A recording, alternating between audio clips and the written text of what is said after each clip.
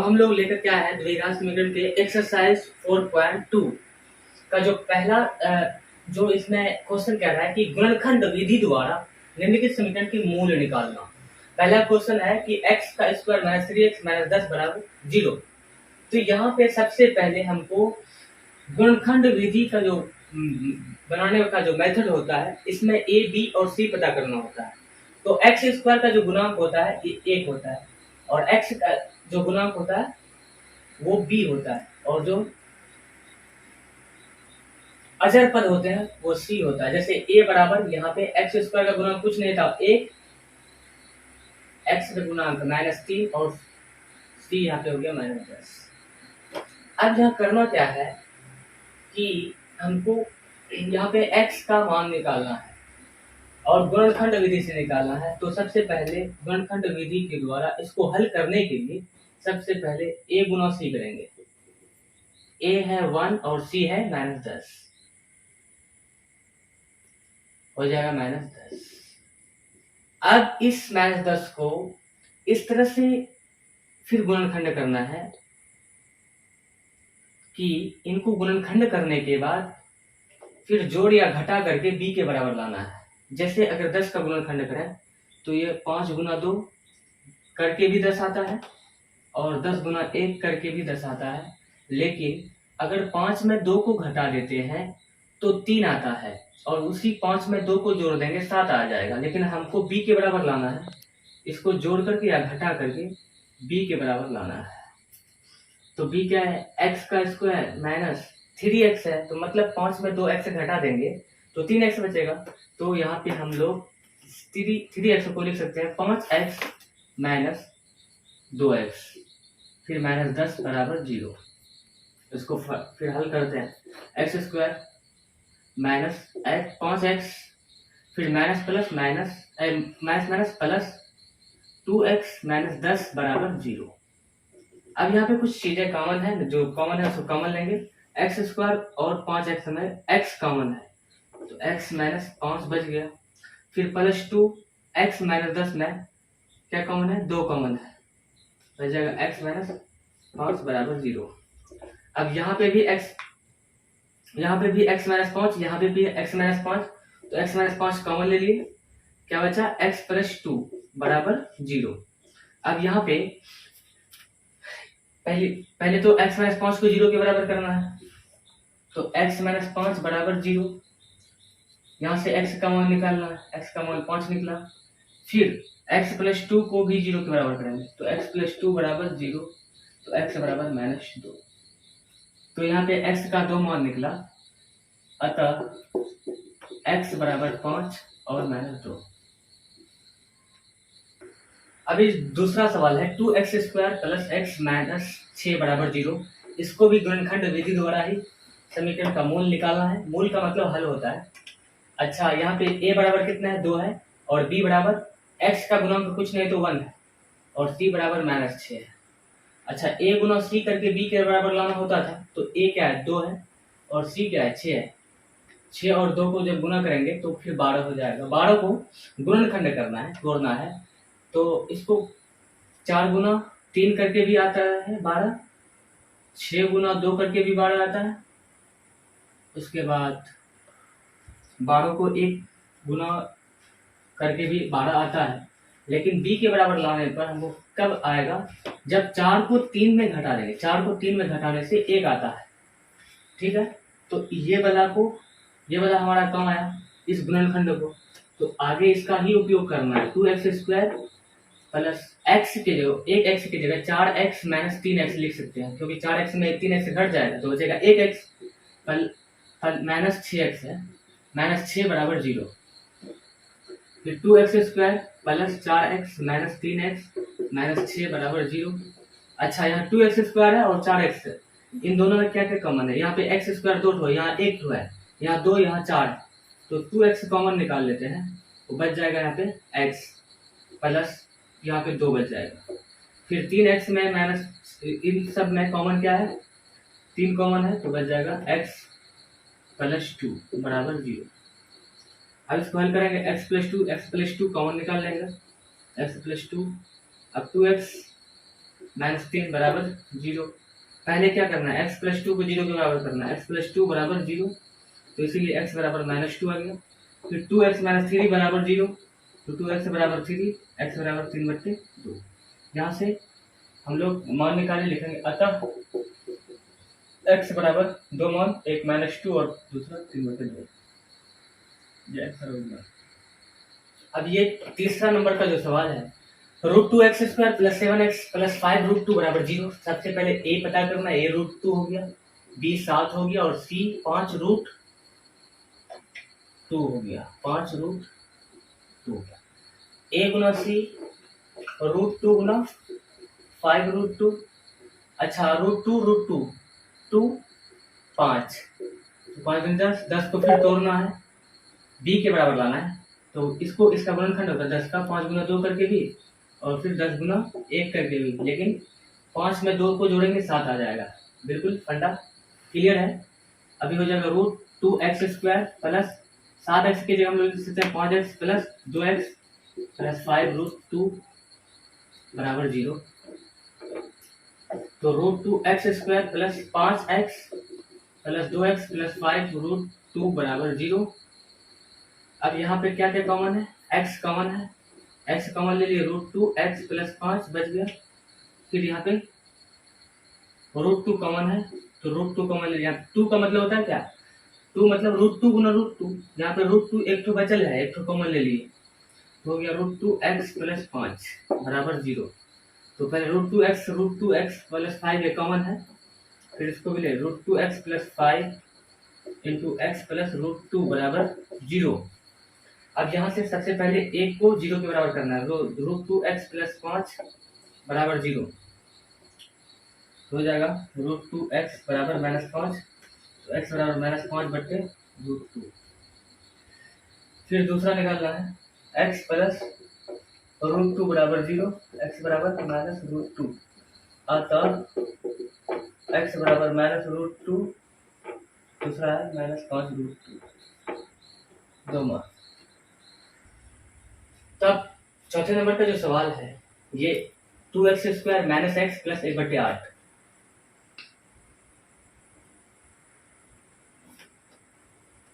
इसको सबसे पहले क्या करना है, इसका एलसीएम निकालना है।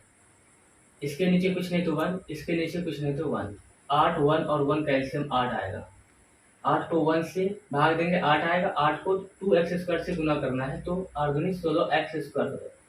फिर 1 को 8 से भाग देना है, 8 आएगा, फिर -x से गुना करना है, तो -8x, 8 को 8 से एक बार में 1 बराबर 0, तो 16x² - 8x प्लस 1।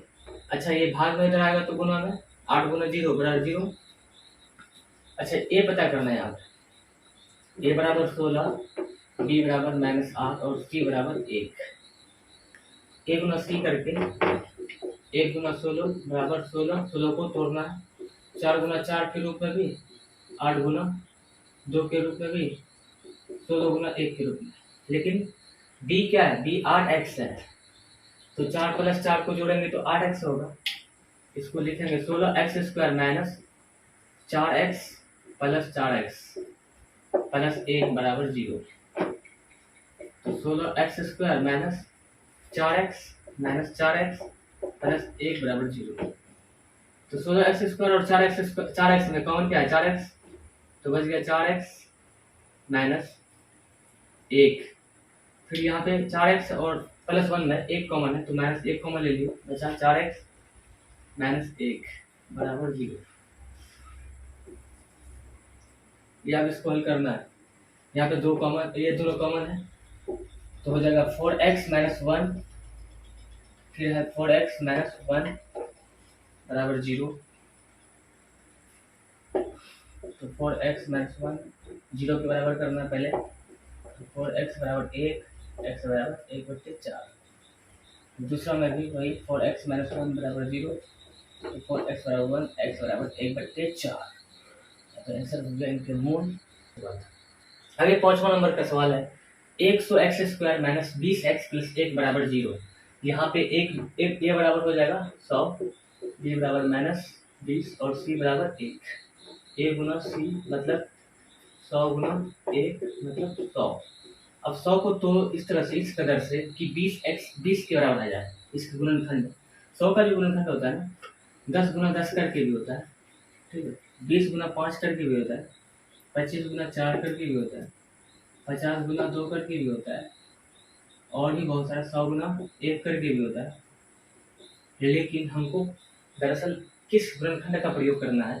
10 और 10 को जब जोड़ेंगे 20 आएगा, जो b के बराबर है, इसको b के बराबर करना है। तो यह हो जाएगा 100x square minus 10x plus 10x plus 1 बराबर 0। 100x square minus 10x minus 10x minus plus 1 बराबर 0। अच्छा, 100x स्क्वायर में 10x में कॉमन है, 10x कॉमन ले ली, बचा 10x माइनस 1, फिर माइनस 1 कॉमन ली, 10x माइनस 1 बराबर 0।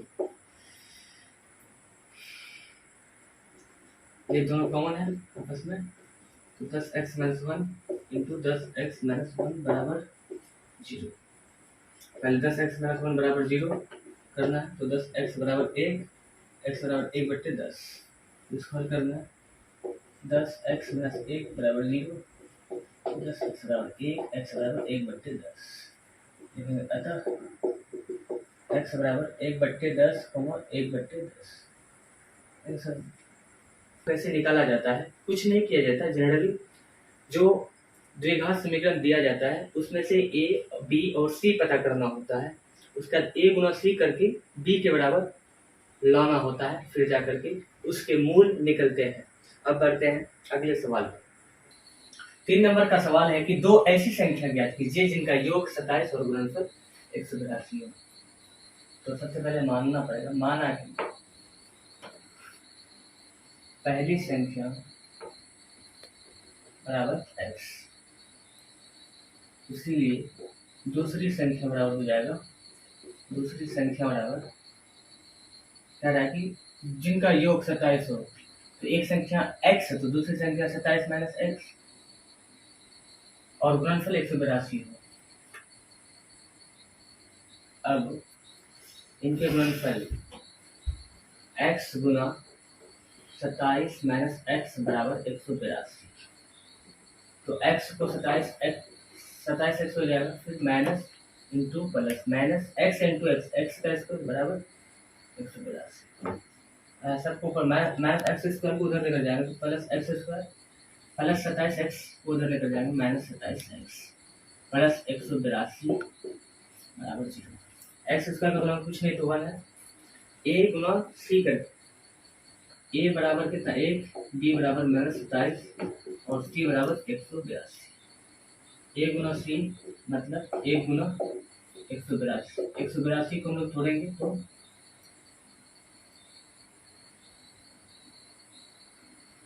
91 गुना 2 करके आता है, एक बार 14 गुना 13 करके आता है। तो लेकिन हमको b के बराबर लाना है ना, तो b तब आएगा, ये b के बराबर 14 को जब 0 के साथ जोड़ेंगे तब होगा।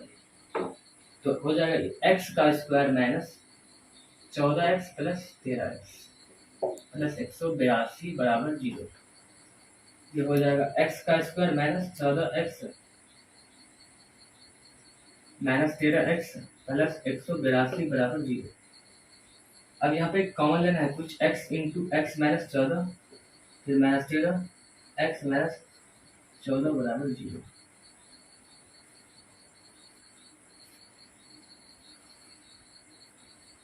तो फिर यहाँ पे सबसे पहले क्या करना है, यहाँ तो x माइनस 14 क्या है, कॉमन है, तो हो जाएगा x minus 14 into x minus 14 into x minus 13 बराबर 0। तो x माइनस 14 को 0 के बराबर करेंगे तो यहाँ से x बराबर 14 हो जाएगा, फिर x माइनस 13 को 0 के बराबर करना है तो x बराबर 3 हो जाएगा। तो दो संख्या, अतः पहली संख्या हो जाएगा 13 और दूसरी संख्या 14।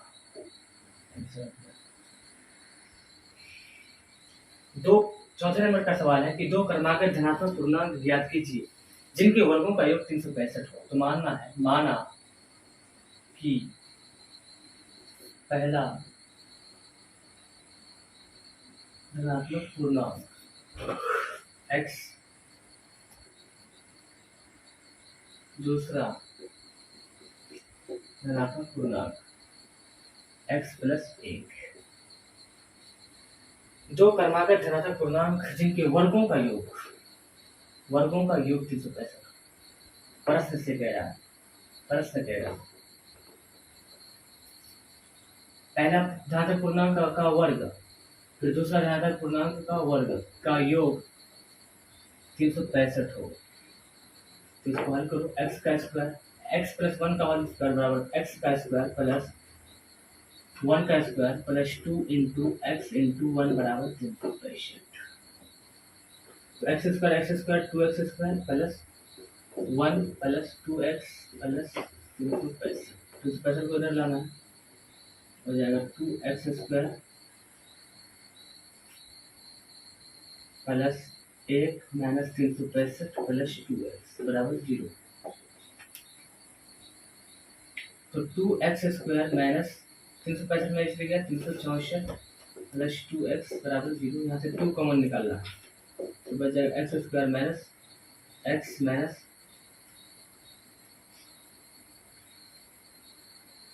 देखो 2 इसको उधर लेकर जाना है तो बचेगा x square minus x minus 182 बराबर 0। इसके आगे कुछ नहीं तो 1, इसके आगे भी कुछ नहीं तो 1। a बराबर 1, b बराबर माइनस 1, c बराबर 182। a गुना c करके लाना है b के बराबर 1 गुना 182। 182 को फिर तोड़ना है वही 14 गुना 0 के रूप में, क्योंकि 14 में 0 घटाएंगे तो 1 आएगा। फिर समीकरण मेरा क्या है? समीकरण है x का स्क्वायर माइनस x माइनस 182 बराबर 0। इसको तोड़े हैं 14x माइनस 13x बराबर माइनस 182 बराबर 0। x square minus 14x plus 13x minus 182 बराबर 0। यहाँ पे x कॉमन है, x माइनस 14 हो गया प्लस 13 कॉमन हो गया, x माइनस 14 बराबर 0। तो यहाँ कॉमन ले लेंगे x माइनस 14 बराबर इंटू एक्स प्लस 13 बराबर 0। तो x माइनस 14 को 0 के बराबर करना है तो x बराबर 14 हो जाएगा। फिर x प्लस 13 को 0 के बराबर करना है तो x बराबर माइनस 13। तो ये आंसर हो गया। क्वेश्चन है 5 नंबर का कि एक समकोण त्रिभुज की ऊंचाई इसके आधार से 7 सेंटीमीटर कम है। यदि कर्ण 13 सेंटीमीटर हो तो अन्य दो भुजाएं ज्ञात करना है। सबसे पहले यहाँ पे देखना है कि एक समकोण त्रिभुज है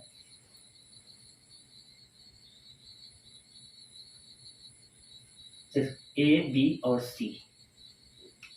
एक समकोण त्रिभुज की ऊंचाई इसके आधार से 7 सेंटीमीटर कम है, लेकिन आधार पता ही नहीं है तो आधार मान लेते हैं x सेंटीमीटर। तो आधार से समकोण त्रिभुज की ऊंचाई 7 सेंटीमीटर कम है। ऊंचाई मतलब लंब, ये क्या है? लंब है।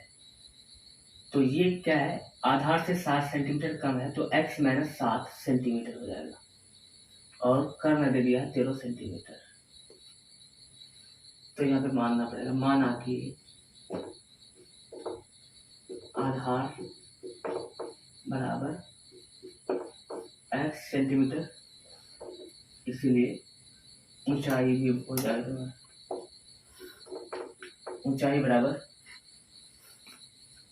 x माइनस 7 सेंटीमीटर, कर्ण बराबर हो जाएगा 13 सेंटीमीटर। अभी हम पाइथागोरस प्रमेय लगाएंगे। पाइथागोरस प्रमेय से कर्ण का स्क्वायर बराबर आधार का स्क्वायर प्लस लंब का स्क्वायर। तो कर्ण मतलब 0 का स्क्वायर, आधार क्या है?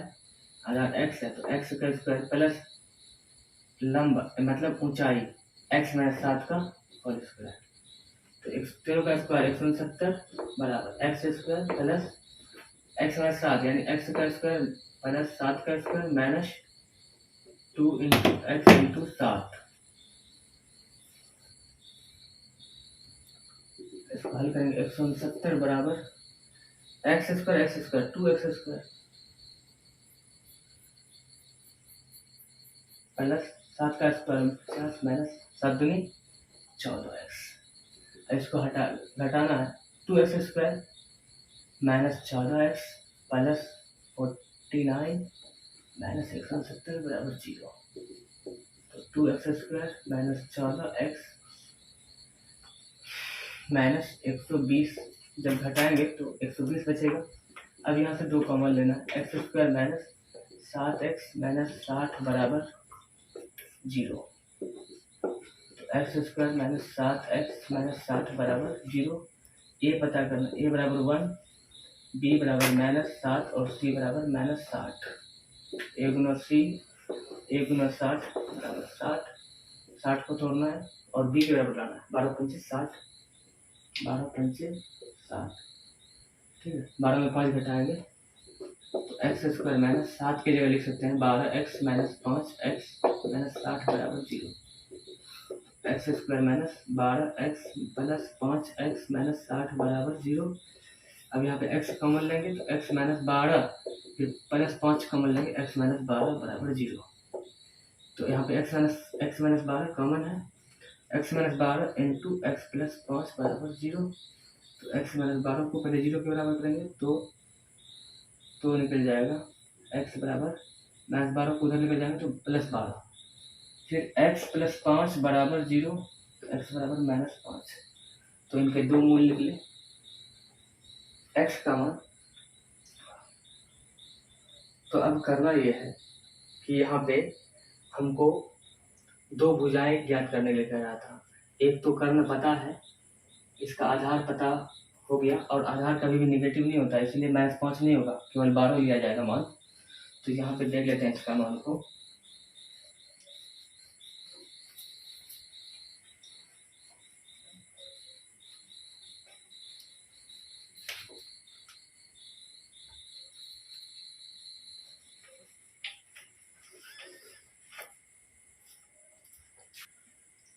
अब यहाँ पे जो x का मान माइनस में है उसको नहीं लेना है, केवल पॉजिटिव वाला x का मान 12 लेना है। तो आधार पता चल गया, आधार बराबर 12। तो इसीलिए अब इसके ऊंचाई पता करना है। ऊंचाई बराबर हो जाएगा x माइनस 7 है तो 12 माइनस 7 बराबर 5 सेंटीमीटर।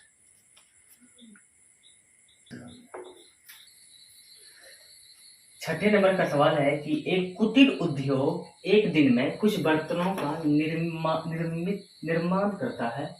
एक विशेष दिन यह देखा गया कि प्रत्येक नग की निर्मित लागत जो कि रुपये में उस दिन के निर्माण के बर्तनों की संख्या के 2 गुने से 3 अधिक है। यदि उस दिन कुल निर्माण लागत 90 रुपया थी तो निर्मित बर्तनों की संख्या और नग की लागत ज्ञात करना है। सबसे पहले मानना पड़ेगा,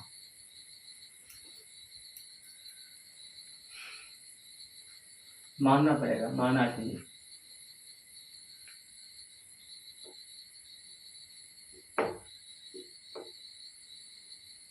निर्मित बर्तनों की संख्या x। अब यहाँ पे कह रहा है कि निर्माण के बर्तनों की संख्या के 2 गुने से 3 अधिक है।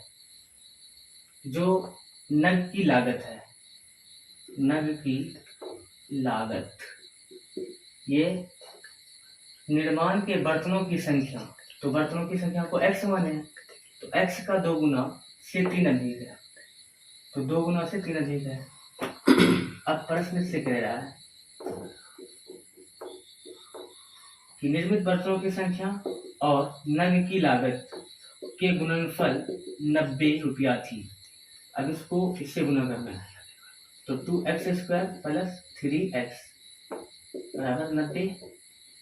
तो 2x² प्लस 3x माइनस 90 बराबर 0। यहाँ पे a बराबर 2, b बराबर 3 और c बराबर माइनस 90। अच्छा, a गुना c करके यानी 2 गुना माइनस 90 90 दूनी 180। अब 180 को तोड़ना है, तो 180 को तोड़ेंगे तो 15 गुना 12 15 गुना 12 इसलिए करेंगे क्योंकि b के बराबर लाना है, b 3 है तो 15 में 12 चले जाएगा, बचेगा 3। तो 2x स्क्वायर प्लस 3 के लिए लिख सकते हैं 15x माइनस 12x माइनस 90 बराबर 0। ये हो जाएगा 2x square plus 15x minus 12x minus 90 बराबर 0। तो यहाँ पे x कॉमन लेंगे तो 2x प्लस 15 माइनस यहाँ पे 6 कॉमन लेना है, बचेगा प्लस 2x प्लस 15 बराबर 0। तो यहाँ पे 2x प्लस 15 2x प्लस 15 और x माइनस 6 बराबर 0। तो 2x प्लस 15 को जब 0 के बराबर करेंगे तो 2x बराबर माइनस 15 x माइनस 15 बट्टे 2 और फिर x माइनस 6 बराबर 0, तो x बराबर 6। तो यहाँ पे जो ऋणात्मक जो मान है यानी नेगेटिव मान को कैंसिल कर देना है, केवल पॉजिटिव मान आएगा यहाँ पे। अब निर्मित बर्तनों की संख्या, निर्मित बर्तनों की संख्या बराबर 6। नग की लागत हो जाएगा, नग की लागत बराबर 2x प्लस 3। नग की लागत 2x प्लस 3, 2 गुना 6 प्लस 3 बराबर 15। तो इस तरह से हम लोग एक्सरसाइज 4.2 कंप्लीट कर चुके हैं। आप लोग फिर अगले वीडियो में मिलेंगे।